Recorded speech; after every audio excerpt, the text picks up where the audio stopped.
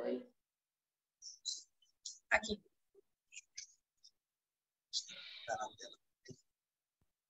Oi, mãe.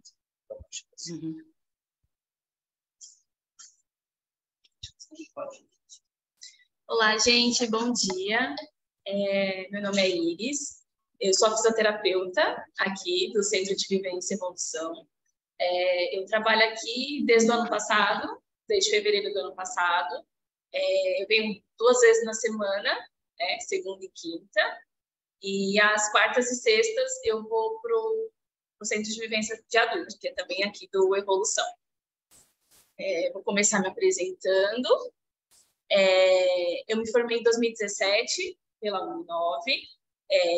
Eu atuo com crianças, né, com disfunções neurológicas aproximadamente 5 anos e meio. Trabalhei 4 anos em um centro que trabalhava com disfunções neurológicas e trabalhava bastante com atraso motor, distúrbio do desenvolvimento, né? Eu fiz a minha pós-graduação pela Unip em 2019, voltada para fisioterapia neurofuncional. Em 2020, eu comecei o MBA Executivo em Serviços de Saúde, que aborda bastante, né, os serviços do SUS. E esse ano de 2022, eu fiz o conceito BOBAT, que é um conceito neuroevolutivo, que também trabalha com essa parte do desenvolvimento e o trabalho motor. Então, vou falar um pouquinho, né, sobre as habilidades motoras, né, que a gente começa a ser adquirida desde o nascimento, e aí a gente vai progredindo, né, no desenvolvimento. No começo é meio simples, desorganizado, e as habilidades elas vão adquirindo conforme passar o tempo, a gente vai adquirindo novas aquisições.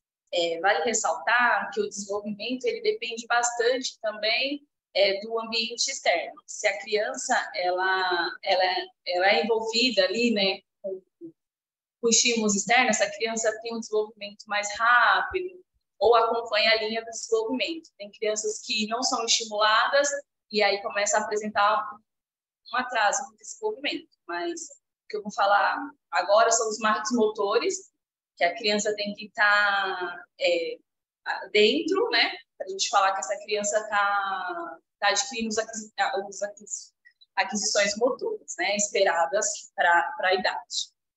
Então, eu vou começar. No primeiro mês, a criança ainda se movimenta de forma descoordenada, de forma simétrica. Nesse primeiro mês, a gente vê bastante os reflexos primitivos ainda bem fortes assim, nessa primeira fase. E aí, conforme vai passando os meses, essa criança vai tendo os movimentos mais coordenados, né? Então, eu coloquei a faixa de 2 a 4 meses, essa criança consegue perceber os objetos, né, que é ofertados, tenta pegar ali nos 3, 4 meses, consegue manter um pouquinho a cabeça, porque geralmente o bebezinho nessa fase, ele tem a tendência a ficar com a cabeça mais lateralizada, tenta iniciar esse controle cervical, que ainda é meio pobre, e o rolar, aproximadamente de 3, 4 meses, é um rolar em bloco. Ele tenta levando o corpo todo. A partir do 5º e 6º mês, essa criança começa o arrastar, né, para trás, começa o rolar entre o ombro, a dissociação entre o ombro e quadril, né? Começa a pegar os pés como forma de brincar, começa o pivotear, que é aquilo quando a criança está deitada de barriga para baixo, ela avista um objeto e ela roda em torno do próprio eixo. Ali passa para o 6º mês, ela tenta alcançar um objeto que é de interesse dela, que não é ofertado, e aí ela tem interesse em buscar.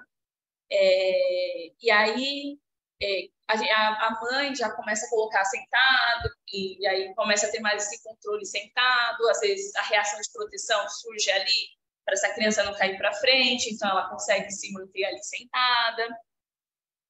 Para o 7º e o 9º mês, a gente espera que essa criança sente sem apoio, que ela consiga pivotear sentada, então ela está sentadinha, anotou um objeto que é do seu interesse, ela tentar se deslocar ali sentadinha para pegar e conseguir voltar para onde estava, sem cair. Já fica meio ajoelhado para tentar brincar ali com os objetos. Passa de deitado para a posição de 4 apoios, que a gente espera, né, que isso aí ensaie o engatinhar. E aí, nesse período entre 7º e 9º mês, a gente espera que essa criança já inicie o engatinhar. Lembrando que não é regra, né, o engatinhar. Tem muitas crianças que passam por essa fase e não engatia, e tudo certo. Se essa criança está atendendo esses objetivos motores mais altos, não engatia, mas mudou para a posição em pé, está conseguindo se deslocar ali, apoiadinha nos objetos, ok, tudo certo. Mas se essa criança não está adquirindo, não tem interesse no engatinhar e outras funções anteriores, ela está demonstrando mais déficit, então para a gente ficar mais atento a essas coisas. Lembrando que engatinhar não é regra, desde que a criança esteja com desenvolvimento mais ativo, não está engateando, mas já está na posição em pé, já tem um interesse mais em andar. Tá bom? Aí aqui do 10º para 12 meses, a gente espera que essa criança sempre passe de deitado para sentado sozinho, ande apoiado nos móveis, agacha para pegar algum objeto e volta para a posição em pé. A base nessa fase, assim, a base da perna é mais alargada, mas ainda ela opta por engatinhar de uma forma mais rápida. Quero pegar um brinquedo longe, então ela vai engatinhar para pegar, mesmo que ela esteja iniciando o andar ou andar segurada em alguns objetos. Com 15 meses, a gente espera que essa criança já ande bem, que o equilíbrio já esteja mais aprimorado. É importante lembrar que nessa fase eles ainda caem bastante, às vezes tropeçam em algum móvel, mas nessa fase ainda é esperado, né? Nessa época dos 15 meses, eles exploram o meio ambiente, mexem em tudo, põem o dedo na tomada, faz aquele caos nessa época. Aos 18 meses, a gente espera que esse equilíbrio em pé esteja bem, né? Ande sem apoio, sem segurar nos objetos, desça a escada, né, com apoio de um adulto, brinca agachado e fique em pé com facilidade. Essa questão da beber água sozinho, a questão, pegou um copinho, consegue levar o copo até a boca, consegue beber tranquilamente sozinho. E aos 2 anos, a gente espera que essa fase de desenvolvimento já seja meio pré-estabelecida, que essa criança tenha um equilíbrio, que ela consiga correr, pular, às vezes solicitado pular de um pé só. Então, a gente espera assim, que aos 2 anos isso já esteja bem estabelecido, que essa criança consiga fazer isso com facilidade, né? Aí eu coloquei até essa imagem um pouco para ilustrar, que dos 6 aos 7 meses, essa criança começa a ter bastante controle no tronco, e aos 9º mês, a gente espera que essa criança já esteja uma força de tronco ok, e comece a explorar os membros superiores. Aos 12 meses, a gente espera que essa criança já tenha força no membro superior para ficar em pé, e de 14 a 20 meses que essa criança fique em pé e deambule e ande com facilidade, né? Isso é o que é esperado motoramente. Aqui, ó, como identificar o atraso no desenvolvimento motor? Isso é uma pergunta bem importante. A criança ela é acompanhada regularmente, né, pelo pediatra, e às vezes na consulta eles não notam essas coisas, a não ser queixas que os pais tragam para aquela ocasião. Então é importante lembrar que cada criança tem o seu desenvolvimento, nenhuma criança é régua, né, para você se basear, mas a criança tem que estar dentro do desenvolvimento esperado. Se essa criança tem 4 meses e ela não controla a cabeça, se ela já tem 7, 8 meses, não fica sentada sozinha, mesmo colocando na posição, ela escorrega, chora, não quer ficar nessa posição, não iniciou a engatinhar e mesmo assim não tem interesse em outras posições, não quer ficar sentada, não tem interesse em ficar em pé quando a gente coloca. Então, isso é um indicativo que essa criança precisa de uma avaliação seja do pediatra que já acompanha, se o pediatra achar necessário, encaminhar para o neuropediatra para que consiga ser avaliado se essa criança precisa do acompanhamento. Lembrando que quanto mais cedo essa criança ela é acompanhada, ela é tratada, o desenvolvimento dela é mais rápido, né? Então, isso é muito importante e não pode passar batido, assim. Se você trouxe essa queixa para o pediatra e o pediatra deu pouca atenção, ou você não se sentiu satisfeita com a resposta, é legal você procurar outras opiniões, né? Aí agora eu vou falar um pouquinho sobre o tônus muscular, né? O que é o tônus muscular? O tônus muscular, ele é a contração muscular que ocorre, né, de forma involuntária para manter a gente em certas posições. Ou seja, se a gente está sentado agora é porque a gente tem um tônus que sustenta a nossa postura. E isso a gente não consegue controlar. O tônus muscular ele é importante também durante a função. Eu tenho que ter uma função precisa para pegar um lápis. Eu tenho que ter uma força maior para pegar um copo, uma garrafa. Então, o tônus ele consegue se moldar de acordo com a nossa necessidade. E isso é muito importante, né, para o controle postural, para as demandas motoras que a gente precisa. É o controle do tônus, e esse tônus, ele se moldar conforme a nossa necessidade. Eu vou explicar no próximo slide as variações do tônus, né? Aqui eu falo, né, a literatura traz que o tônus normal, ele possui uma tensão certa, né, para a gente contrair e relaxar quando a gente precisa desse comando. Por exemplo, aqui, estou sentada, estou mantendo minha postura, ele não precisa ficar tenso, ele pode ficar relaxado, mantendo a tonicidade que eu preciso para ficar sentada.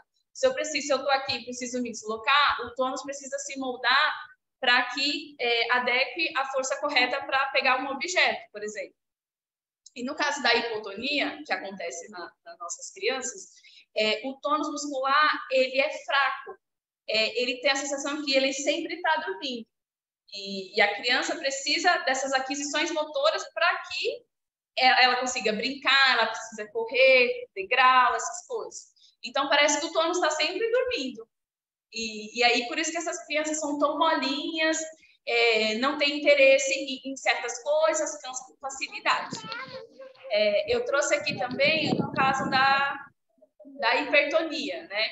Que, no caso da hipertonia, ela é a rigidez muscular do tônus.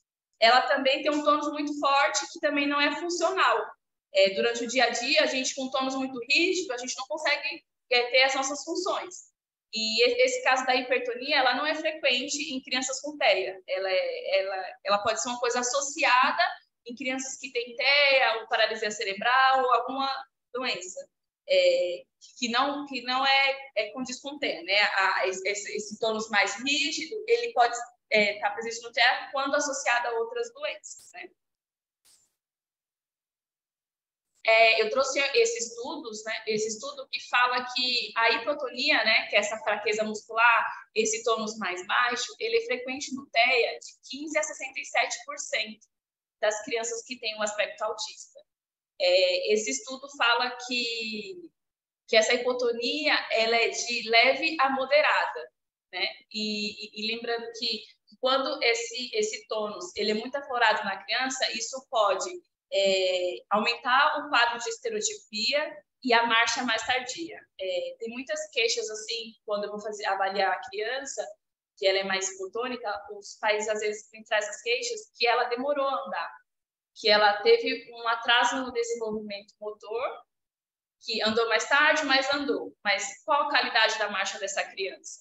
Se essa criança não anda com facilidade, não anda de uma forma legal, isso vai comprometer outras funções, né? Mais tardiamente. Se ela tem dificuldade para andar, como é que vai ser essa criança brincando, pulando, uma amarelinha, uma coisa que precisa mais de uma coordenação motora? Se essa criança já tem dificuldade para andar, ou às vezes nem anda, mas é muito preguiçosa, só quer ficar deitada no chão, não quer ficar sentada, que é uma postura que precisa mais de um controle motor, que é o sentar. O sentar não é simplesmente tão simples, né? Você precisa de um controle para você ficar sentado. Então, se essa criança não tem interesse em ficar sentada, se essa criança anda, mas é preguiçosa, como alguns pais trazem, querem ficar mais deitados, em posturas que que não traz tanto benefício, então isso precisa de uma atenção, sim. Aí eu trouxe as alterações causadas pela hipotonia. E é isso que eu já estava falando, que é a marcha, né? A criança que ela é hipotônica, que ela é fraca, ela tem muita dificuldade na marcha. Ela deambula de uma forma mais lenta que outras crianças da mesma idade. Ela tem muito desequilíbrio, ela tropeça, ela cai bastante. Além da velocidade, a qualidade da marcha é diferente. Então, isso precisa da nossa atenção para ser trabalhado, para que isso não se torne um prejuízo futuro, né, para essa criança. Essa falta de hipotonia também, essa fraqueza muscular, ela altera a coordenação motora fina e grossa. Então, assim, é uma criança que não vai ter coordenação para fazer coisas simples. Por quê? Porque o músculo dela é fraco e não possibilita ela fazer o simples, que é o sentar, o brincar, o andar, o subir uma escada. Então, como é que vai ser o desenvolvimento dessa criança nas aquisições motoras? Vai ser ruim também, se essa criança não é trabalhada. Eu trouxe os desvios posturais na adolescência, porque a hipotonia, ela deixa o tronco mais fraco, mais flácido, e a gente precisa desse tronco forte para manter as nossas posturas. Se esse tônus é muito fraco, essa criança vai tendo posturas viciosas, ela vai ficando em posições que é confortáveis para ela, só que anatomicamente são posturas ruins, trarão prejuízos futuros, né? E aí eu trouxe também uma coisa interessante, que às vezes as pessoas não, os pais às vezes não se dão conta disso, que a fraqueza muscular ela pode afetar também os músculos da fala e da deglutição, porque essa musculatura é músculo, né? Então, é impossível, às vezes, a criança ter uma fraqueza muscular global e não ter fraquezas no músculo na face que vai alterar a questão da fala, tudo, né? Amanhã a nossa fono vai falar um pouquinho e ela pode trazer esse assunto melhor. Mas é uma coisa que faz parte, né, da hipotonia, é esse prejuízo, além da postura, a questão da fala e também a parte respiratória, que a parte respiratória a gente precisa também da musculatura. A musculatura abdominal, ela também auxilia na questão respiratória. Então, são prejuízos, assim, que é muito prejudicial para a saúde da criança, né? Eu trouxe algumas imagens para vocês de alguns atendimentos. Vou mostrar um pouquinho. Nessa primeira foto, a gente pode ver a criança ela não tem esse controle da cabeça, a cabeça sempre muito jogada, o tronco ele é sempre anteriorizado, porque ele não tem força muscular para manter um tronco mais ereto, para observar o ambiente. Então, essa cabeça é sempre mais largada. Nessa segunda foto, a gente pode ver os pés muito desabados, o joelho tem a tendência a fazer o valgo, né? Que é quando o joelho vai para dentro, o pé desabra para dentro. Nessa terceira foto, a gente pode ver que as pernas são muito jogadas, então eles não têm muito essa consciência corporal de sentar direito, então assim, senta do jeito que dá, de uma forma que é mais confortável, que não requer tanta força para se manter naquela posição. Nessa quarta foto, mais embaixo, é um pré-adolescente, né, nessa fase dos 12, 13 anos, e a mãe me trouxe a queixa que essa criança, que esse jovem, traz muitas queixas de dor na coluna, tem uma postura ruim em casa, tanto para comer quanto para fazer outras posições, sempre nessa postura mais caída, mais fraca, como se não tivesse força para sustentar o tronco. Então é muito importante, né, essa intervenção precoce, né, dessas crianças mais hipotônicas, porque o prejuízo vai se arrastando ao longo da vida e aí na adolescência começa a ter essas queixas de dor na coluna, começa a apresentar escoliose, cifoses, e aí tardiamente isso pode se tornar uma cirurgia, né?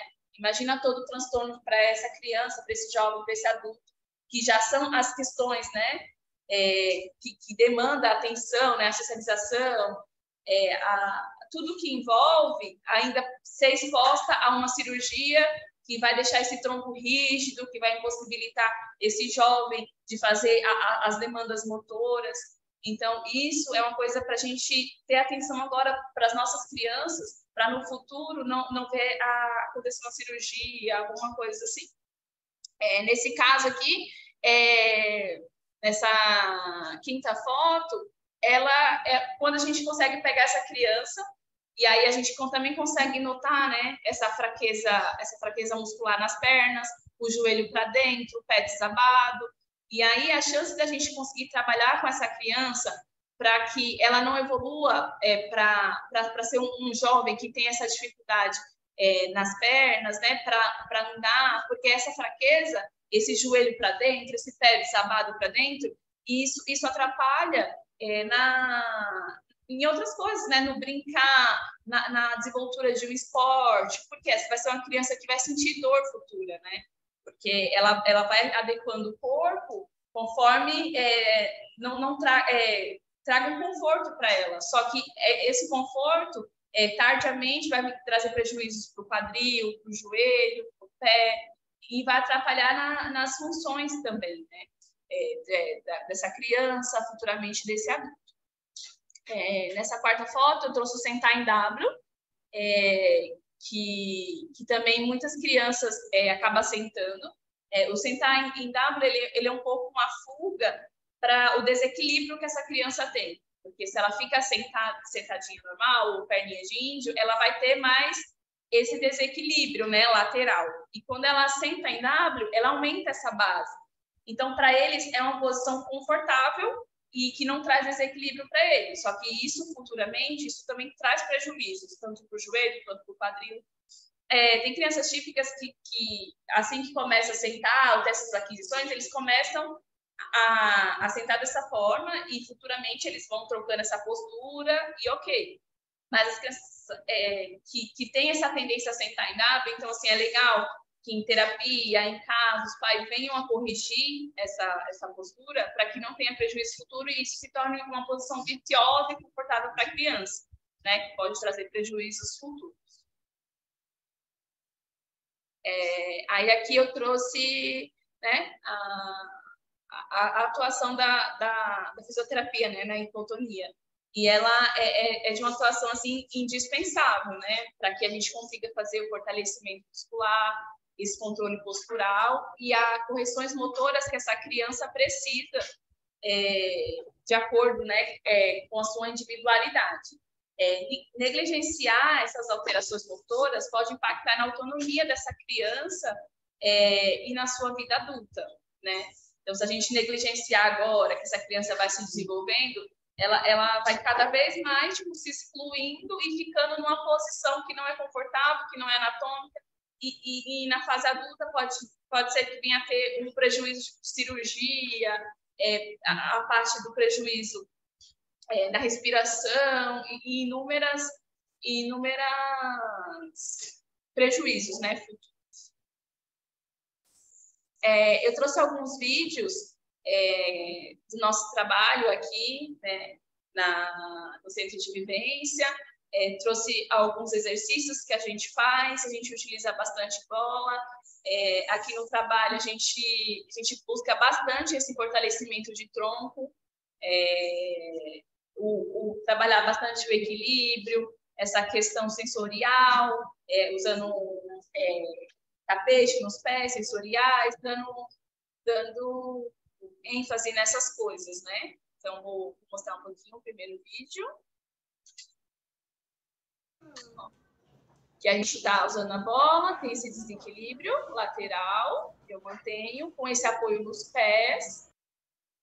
Então, aqui a gente vê bastante o trabalho abdominal, do equilíbrio, propriocepção.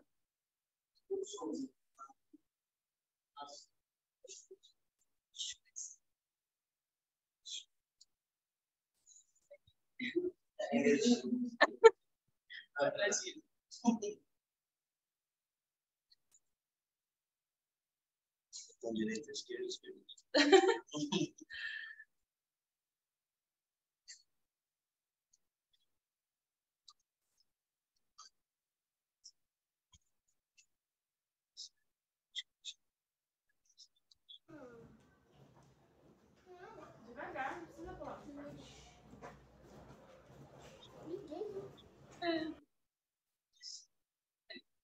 A gente tentou aumentar aqui o som, não sei se dá para ouvir. Eu acho que tem alguns vídeos que o áudio é melhor. E aí aqui, ó, nesse segundo vídeo, a gente trabalha também essa questão do apoio, né, em um pé só, do pular, do equilíbrio de voltar. Isso trabalha bastante a propriocepção da criança, o equilíbrio, a força muscular. Esse é o próximo. Ó, nesse exercício aqui, é possível ver a criança estar de barriga para baixo. Então, ela está trabalhando os membros superiores, o tronco e extensão, que essa criança ela tem a tendência a cair a cabeça, a ter mais essa fraqueza muscular, né, na posição anterior. Então, aqui a gente trabalha isso. Vamos colocar lá no lixo, ó. Forçar. Vamos lá. Agora com essa mão aqui, tá? Aí aqui eu lembro no vídeo, primeiro com a mão, depois com outra mão. Nesse quarto vídeo aqui a gente trabalha um pouco da coordenação, né, motora também.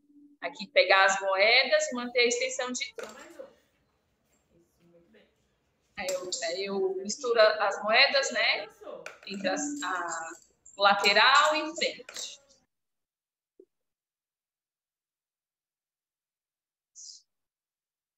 Aí esse daqui é o pula-corda, que para muitas crianças é uma coisa fácil, mas aqui a gente enfrenta um pouco de dificuldade, né, em trazer eles para esse exercício.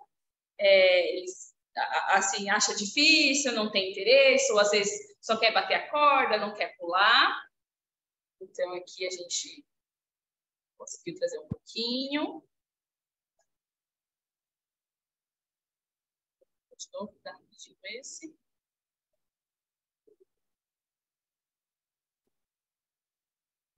Então, a gente consegue ter várias aquisições motoras, né? Através da fisioterapia. E além da fisioterapia, tem outras áreas, né, que atuam na hipotonia, nessa fraqueza muscular, só que com visões diferentes, né?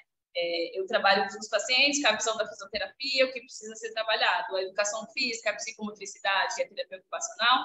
Eles vão trabalhar com essa questão da hipotonia dentro cada uma das suas respectivas áreas.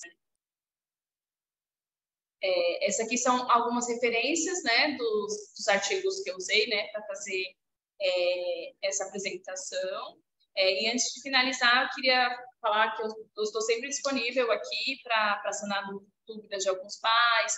Se tem alguma questão motora que a criança não realiza, que os pais têm dúvida, para trazer para mim, filmar, tentar conversar, né, porque essas coisas estão acontecendo. Se essa criança tem um quadro de hipotonia que ninguém detectou, ou que não foi falado, citado, porque a hipotonia no TEA ela é um pouco diferente da hipotonia na síndrome de Down, né? A síndrome de Down, ela tem essa hipotonia, essa fraqueza muscular, ela é bem visível aos olhos. E no TEA, às vezes não é tão visível, ou os pais só vão perceber essa questão quando essa criança tem alguma alteração na marcha, ou não consegue realizar algumas coisas, tem medo de fazer coisas simples, como subir num balanço, algumas coisas assim. E aí seria legal que surgir alguma dúvida, alguma coisa, questão que vocês queiram me trazer, eu fico sempre à disposição para sanar dúvidas de quem precisar, tá bom? Muito obrigada.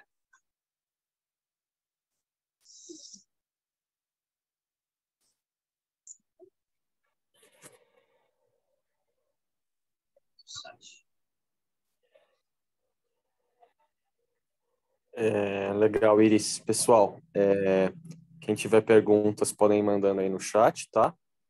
Que a gente vai passando aí para Iris.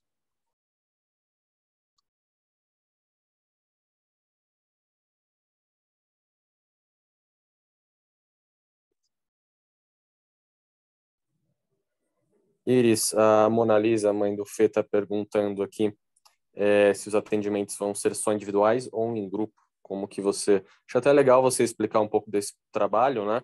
Que você acaba fazendo dos dois, acho que os pais entenderem é bacana. Então, aqui na unidade eu fico segundas e quintas, né? Na segunda-feira eu fico praticamente nos atendimentos individuais. Às vezes eu atendo 2 crianças por vez, quando a questão é parecida e eu vejo que dá para ter essa troca entre as crianças. Então, mas basicamente o atendimento é individual em crianças que têm questões mais pontuais para serem trabalhadas. E eu fico, às vezes, nos grupos, atuo em algumas atividades no jardim, com as crianças pertinentes, algumas atividades que eu vejo que conseguem trabalhar mais essa coordenação motora, trabalhar esse fortalecimento muscular, global.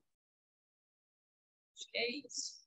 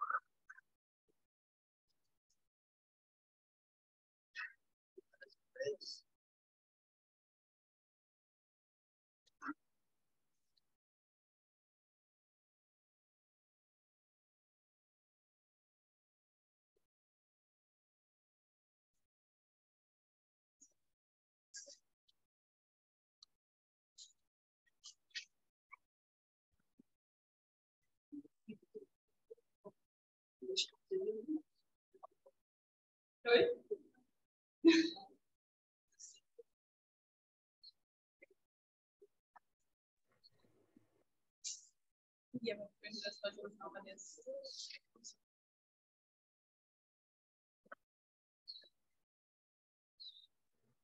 Iris, a mãe do Pietro, ela pergunta o seguinte, se esse prejuízo motor deve ser comprovado com laudo médico, né? Ou se pode ser marcado uma avaliação aí na clínica. Acho bacana você passar, né, qual que é o procedimento que a equipe segue. O procedimento aqui que a equipe segue é que se a gente nota alguma, às vezes, né, os psicólogos, até os estagiários, às vezes trazem questões para a gente que notou que uma criança tem mais essa dificuldade motora, que não tem tanto interesse nas atividades, se eu poderia avaliar. O Lucas e o Gui estão sempre atentos também para essa necessidade, sempre traz essa questão. Não necessariamente precisa do laudo médico, né, para passar a avaliação com a fisioterapia aqui no centro de evidência. Então, se os pais quiserem conversar comigo, trazer essa questão, eu vou avaliar essa criança e aí dou um retorno para os pais e se essa criança tiver indícios, né, para fazer a fisioterapia, ela será incluída na fisioterapia e dando seguimento ao tratamento multidisciplinar que acontece aqui na clínica. Então, só para explicar melhor o que eu estava falando, no edital SUS, a fisioterapia ela é fornecida para os pacientes que apresentam necessidade através da avaliação da fisioterapeuta ou indicação mesmo do ortopedista. Então, a minha ideia é que, aos poucos, a Iris, né, dentro do horário dela, possa ir avaliando novamente os casos e a gente verificando a necessidade. Isso mesmo. Parabéns, Iris, pela apresentação. Obrigada. Isso aí, pessoal. Se mais alguém tiver alguma pergunta, vocês podem estar mandando aqui no chat. E o interessante também nós sempre temos as nossas reuniões de equipe. Então, são momentos onde discutimos esses casos, né? Vamos levando aí para as especialidades, para realmente poder avaliar necessidades ou não, né, de outras intervenções.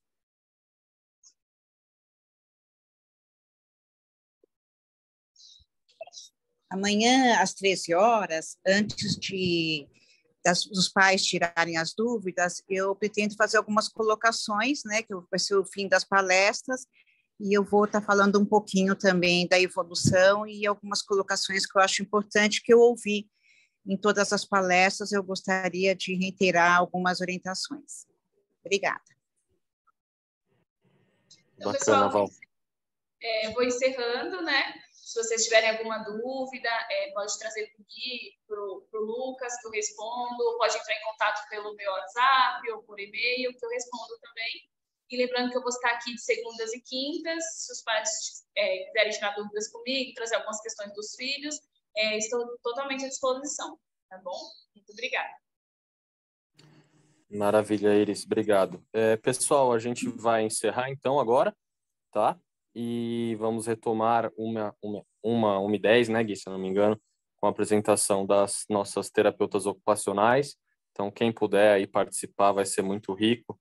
Então, recomendo aí que fiquem atentos. A gente aguarda vocês. Obrigado. Tchau, tchau a todos. Até a tarde.